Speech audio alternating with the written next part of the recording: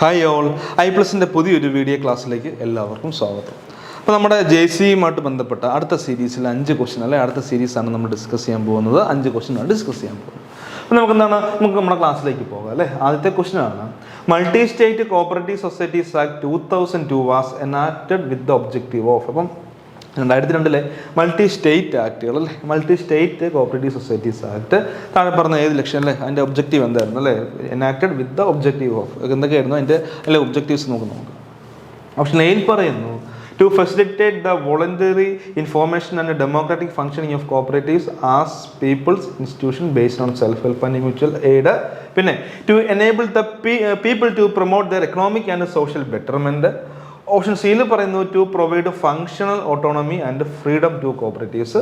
Option ഡിയിൽ പറയുന്നു all of this. അത് ആൻസർ വരിക മൾട്ടി സ്റ്റേറ്റ് ആക്ട് അല്ലെ. Multi state act 2002 was enacted with the objective. Option A, to facilitate the voluntary information and democratic. Voluntary ഇൻഫോർമേഷനും പിന്നെ democratic, നമുക്കറിയാം cooperatives എല്ലാം democratic ആണ് നേച്ചർ അല്ലേ. ഡെമോക്രാറ്റിക് ഫംഗ്ഷനിങ് എന്തിനു വേണ്ടി, self help and mutual aid അല്ലേ, സെൽഫ് ഹെൽപ്പിംഗ് മ്യൂച്വൽ എയ്ഡുമായിട്ട് രീതിയിൽ എന്താണ് സ്വമേധയാ ഫോം ചെയ്യാൻ അല്ലേ, voluntary formation democratic functioning of societies. അപ്പോൾ കോപ്പറേറ്റീവ് സൊസൈറ്റീസ് ഫോം ചെയ്യാനും അതിൻ്റെ ഡെമോക്രാറ്റിക് ഫംഗ്ഷനിങ് പ്രോഗ്രാം നടത്താനും അല്ലേ. പിന്നെ എന്താണ്, as people institution based on self help and mutual aid. പിന്നെ to enable the people to promote their economic and social betterment. അപ്പോൾ എന്താണ്, ജനങ്ങളെ അതിന് പ്രാപ്തരാക്കുക, പീപ്പിൾസിനെ അതിന് പ്രാപ്തരാക്കുക. എന്തിന്, to promote their economic and social betterment. അവർ എക്കണോമിക്കും സോഷ്യൽ ബെറ്റർമെൻറ്റ് ഒക്കെ എന്താണ് പ്രൊമോട്ട് ചെയ്യുക. പിന്നെ to provide functional autonomy and freedom to cooperative. സഹകരണ സ്ഥാപനങ്ങൾക്ക് ഫങ്ഷണൽ ഓട്ടോണമിയും ഫ്രീഡവും നൽകുക. അപ്പോൾ എന്താണ് ഇതിൻ്റെ ഇതെല്ലാം ഇതിൽ ഉൾപ്പെടുക അല്ലേ. എൻ്റെ ആൻസർ വരിക ഓൾ ഓഫ് ദി എബവ് ആണ്, ഓൾ ഓഫ് ദിസ് ആണ്. ഇതെല്ലാം എന്താണ് ഒരു multi state cooperative societies act enact ചെയ്ത് എന്താണ് ഇതെല്ലാം വേണ്ടിയാണ് അല്ല, അതായത് അതിൽ എന്താണ് പ്രതിപാദിച്ചിരിക്കുന്ന ഒബ്ജക്റ്റീവ്സ് ഇതെല്ലാമാണെന്ന് ഓർത്ത് വെക്കുക. ഓക്കെ, രണ്ടാമത്തെയാണ് the centennial year of the Indian cooperative movement അല്ലേ. എന്താണ്, എ 1969, ബി 2012 അല്ലെ 2012, സി 2004, ഡി 2014. ഇപ്പോൾ ഏതാണ് സെന്റിനറി ഇയർ എന്ന് പറയുക അല്ലേ, 100ാം വാർഷികം എന്ന് പറയാം. അപ്പോൾ നമ്മൾ 1904 ആക്ട് വന്നു, ആദ്യമായിട്ട് വന്നത് ക്രെഡിറ്റ് ആക്ട് ആയിരുന്നു. ഇന്ത്യയിൽ ആദ്യമായിട്ട് വന്നത് ഏത് ആക്ട് ആയിരുന്നു, ക്രെഡിറ്റ് ആക്ട് അല്ലേ. ക്രെഡിറ്റ് ആക്ട് അല്ലേ, ഓർക്കുന്നില്ല എല്ലാവരും അല്ലേ. ക്രെഡിറ്റ് ആക്ട് ആയിരുന്നു നമ്മൾ ആദ്യം 1904 ആക്ട് എന്ന് പറഞ്ഞതിൻ്റെ ക്രെഡിറ്റ് ആക്ട് ആയിരുന്നു അല്ലേ, 1904. പിന്നെ 1912 ആക്ട് കോപ്പറേറ്റീവ് സൊസൈറ്റീസ് ആക്ട് വന്നു. അപ്പം അതിൻ്റെ സെന്റിനൽ ഇയർ എന്ന് പറയുക എന്ന് പറയാൻ വർഷം എന്നാണ് ആൻസർ. ഓപ്ഷൻ സി 2002 ആണെന്ന് ഓർത്ത് വെക്കുക കേട്ടോ. 2002 ആണെന്ന് ഓർത്ത് വെക്കുക. 1904 വന്നേ. അങ്ങനെ സെന്റിനൽ ഇയർ വരുന്നതാണ് 2004 ഓർത്ത് വെക്കുക. വളരെ ബേസിക് ചോദ്യമാണ്, എല്ലാവർക്കും അറിയാവുന്നതാണ്.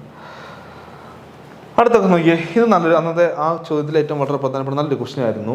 The expert group on agricultural indebtedness was set up in August 2006 under the chairmanship. അപ്പോൾ ഏത് കമ്മിറ്റി അല്ലേ, എന്താ പറയുക, the expert group on agricultural indebtedness അല്ലേ. Expert group of agricultural indebtedness was set up in August 2006 under the chairmanship of.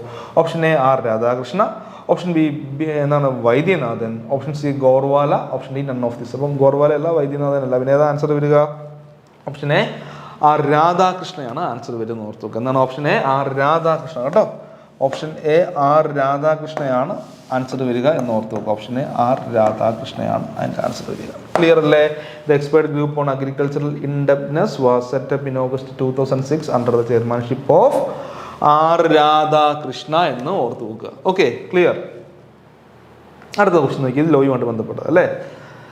എന്നാൽ നമുക്ക് ചോദ്യം നോക്കാം. Education fund of every cooperative society has to be paid within dash month from the date of receipt of audit certificate. Option A 3, option B 2 months, option C 4 months, option D 6 months. അതാണ് cooperative education fund എന്താണ്, statutory ആണ്. Statutory നമ്മൾ പഠിച്ചിട്ടുണ്ട്. Section എവിടെയാണ്, disposal of net പ്രോഫിറ്റിൽ പഠിച്ചിട്ടുണ്ട് അല്ലേ. Section 56 എന്താണ്, disposal of net profit.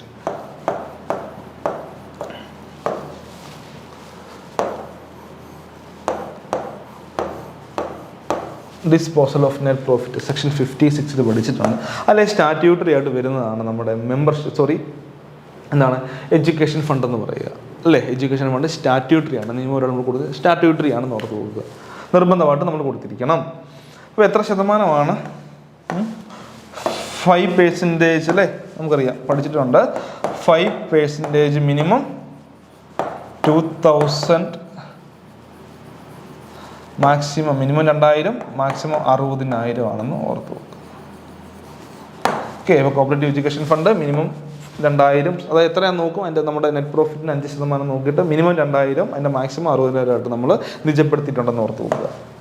ചോദ്യം ഇതല്ല, ചോദ്യം എന്താണ്, എത്ര നാൾ നമുക്ക് ഓഡിറ്റ് സർട്ടിഫിക്കറ്റ് കിട്ടി, എത്ര നാളുകൾക്കാകുമായിട്ടായിരിക്കണം നമ്മൾ ഈ എന്താ പറയുക എഡ്യൂക്കേഷൻ ഫണ്ട് അടയ്ക്കേണ്ടത്. പഠിച്ചിട്ടുണ്ട് custodian of cooperative education fund ആരാണ്? കസ്റ്റോഡിയൻ ആരാണ്? എഡ്യൂക്കേഷൻ ഫണ്ടിൻ്റെ കസ്റ്റോഡിയൻ ആരാണ്? എഡ്യൂക്കേഷൻ ഫണ്ടിൻ്റെ കസ്റ്റോഡിയൻ സ്റ്റേറ്റ് കോപ്പറേറ്റീവ് എഡ്യൂക്കേഷൻ ഫണ്ടിൻ്റെ കസ്റ്റോഡിയൻ സ്റ്റേറ്റ് കോപ്പറേറ്റീവ് യൂണിയനും പ്രൊഫഷണൽ എഡ്യൂക്കേഷൻ ഫണ്ടിൻ്റെ RCS ആണെന്ന് ജസ്റ്റ് ഓർത്ത് വെച്ചേക്കുക. അത് സെക്ഷൻ 56 പറയുന്നുണ്ട്. ഇപ്പോൾ ഓർത്ത് വെക്കുക എത്ര നാളുകൾക്കാകുമ്പോൾ നമ്മൾ എഡ്യൂക്കേഷൻ ഫണ്ട് അടച്ചിരിക്കണമെന്നാണ്. 3, 2, 4, 6 എത്ര മാസമാണ്? എത്രയാണ്? 2 മാസത്തിനകം നമ്മൾ എന്ത് ചെയ്യുക, എഡ്യൂക്കേഷൻ ഫണ്ട് അടച്ചിരിക്കണം. ഓക്കെ, ഇല്ലെങ്കിൽ നമുക്ക് എന്താണ് 8% പിഴ വരും അല്ലേ, 8% പീനൽ ഇൻട്രസ്റ്റ് ഒക്കെ വരും ഓർത്ത് നോക്കുക. ഇപ്പോൾ 2 മാസത്തിനകം നമ്മുടെ ഓഡിറ്റ് സർട്ടിഫിക്കറ്റ് കിട്ടി 2 മാസത്തിനകമായിട്ട് നമ്മൾ എന്ത് ചെയ്തിരിക്കണം? വീണ്ടും ഓർക്കുക, സെക്ഷൻ 56(1) പറയുന്നുണ്ട്, സ്റ്റാറ്റ്യൂട്ടറി ആണ്. അപ്പോൾ ഓർത്ത് നോക്കുക, സെക്ഷൻ 56 പറയുന്നതാണ് എഡ്യൂക്കേഷൻ ഫണ്ട് 5% അല്ലേ, subject to a minimum of 2,000 to a maximum of 60,000. Audit certificate കിട്ടി 2 മാസത്തിനകമായിട്ട് നമ്മൾ പേ ചെയ്യണം. അതിൻ്റെ കസ്റ്റോഡിയൻ സ്റ്റേറ്റ് കോപ്പറേറ്റീവ് യൂണിയൻ ആണെന്ന് ഓർത്തു. ഓക്കെ, ക്ലിയർ ആണെന്ന് വിചാരിക്കുന്നു.